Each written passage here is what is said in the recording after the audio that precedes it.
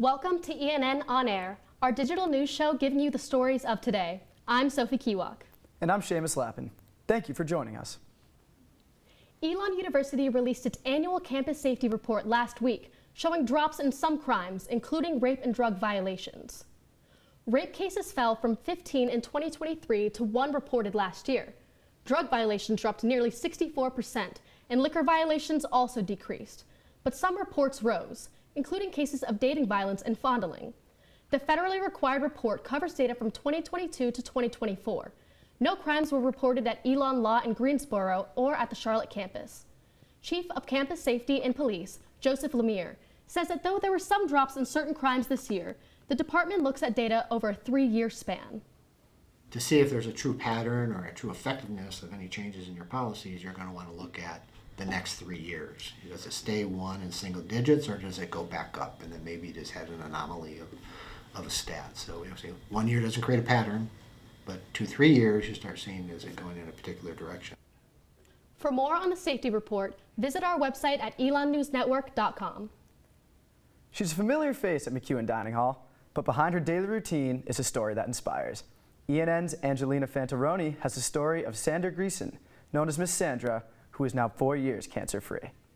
Every morning, Sandra clocks in at McEwen Dining Hall, ready for another day on the job. Have a nice day. Hello.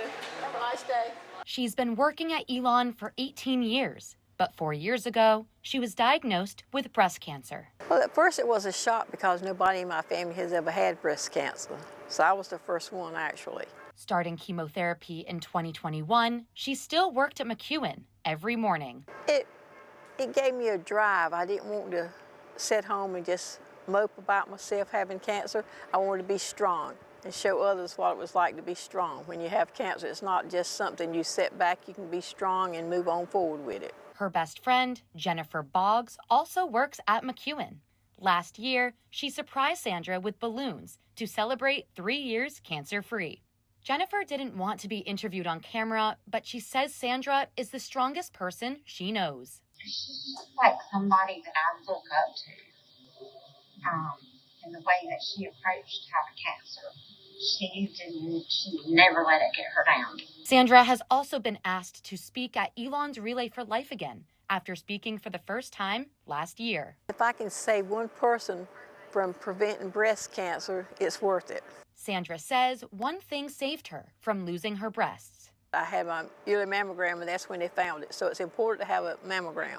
She wants to remind people that not only women get breast cancer, but men can too, and they need to be aware. Angelina Fantaroni, ENN Tonight.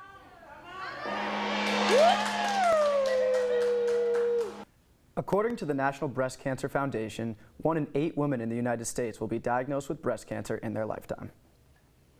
Elon University's Global Commons is now going by a new name, Sato Commons. The building has been renamed to honor Elon's very first international graduate, Toshio Sato. Sato left her home country of Japan to attend Elon College in 1914, when the university was just 25 years old. During her time at Elon, she was elected the president of the Young Women's Christian Association, secretary of the senior class, and graduated as class valedictorian. After graduating from Elon, Sato returned to Japan to teach and later served as translator for the United States Army and Air Force after World War II. There was an announcement the week that she got here about her arrival, and then literally a week later she is singing at a mission group event. So she was, from the very beginning, super involved. She seemed very happy to be here.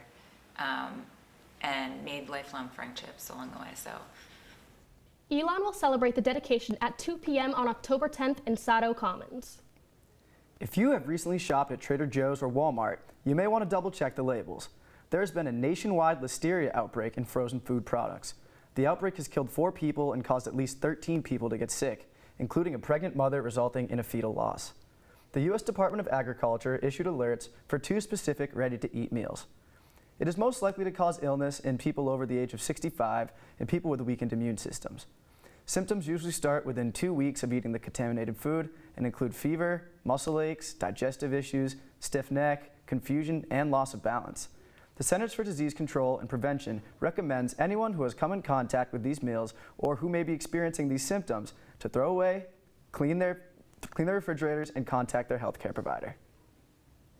Elon freshman Zach Glatt has become a familiar face on social media for many Elon students. Alice Morrissey sat down with Glatt to learn more about his TikTok show, ZDG Entertainment.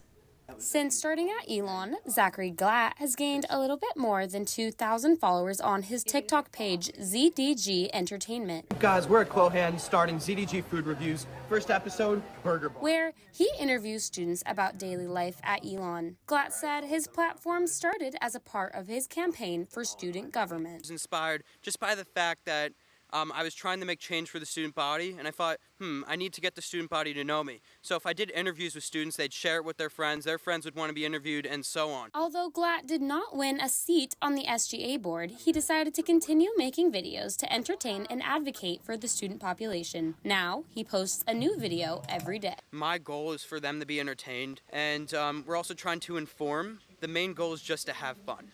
Fans of the channel, like freshman Jack Martin, say they look forward to the daily videos, saying it's a good way to stay informed about campus life. I mean, some of them can be funny for sure, but I think the questions that he asks are like real student concerns, so it is like something I like paying attention to. Glatt says he has big plans for the future of his platform and that he hopes ZDG will expand beyond Elon's campus. But for now, he's focused on growing his content here for Elon students. Alice Morrissey, ENN Tonight. Glatt says he's grateful for the support he's received from the Elon community and hopes his videos continue to bring students together, one interview at a time. Lilly Egan is in the virtual studio with our evening weather. Lilly, how's it looking tonight? Thanks, Seamus. After a cooler day, we're looking at more of the same tonight. Now for your evening forecast. Coming up at 7 p.m., we'll see clouds with a high of 61 and windy. The sun will set at 6:50, and it will cool down at about 54 at 9 p.m. with clear skies. And finally, at 11 p.m., there will be more clear skies and be about 47 degrees. That's all for now. Back to you at the desk. Thanks, Lilly. That's all we have for you this evening. Thanks again for watching ENN On Air. For all the news you need to know when we're not on air, visit our website, elonnewsnetwork.com. And follow us on social media at Elon News Network. Have a great night, Elon.